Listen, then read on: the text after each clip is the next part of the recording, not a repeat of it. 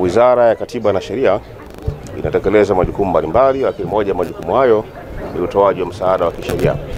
Na jukumu hili la utoaji wa msaada wa kisheria linatekelezwa kwa mujibu wa sheria ya msaada wa kisheria sura ya 21,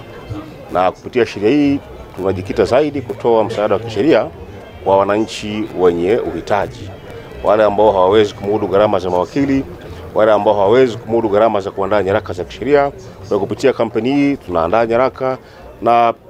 kuhakikisha kwamba kila mwananchi anapata haki yake kwa wakati. Na ili kutekeleza hili jambo kwa ufanisi, tumezindua kampeni maalum inayokwenda kwa jina la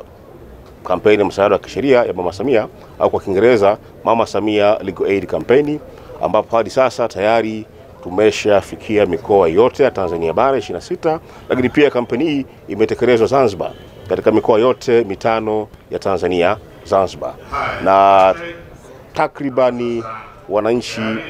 milioni 3 wameshafikiwa kwa upande wa Tanzania bara na Tanzania Zanzibar. Hii ni awamu ya kwanza ya utekelezaji wa kampeni, na bado kwa kuwa utoaji wa haki ni jambo endelevu, kampeni hii itaendelea kutekelezwa tena katika ile mikoa ambayo tayari tumepita, ili kuimarisha zaidi utoaji wa huduma ya msaada wa kisheria na kuhakikisha kila mwananchi anapata haki yake kwa wakati.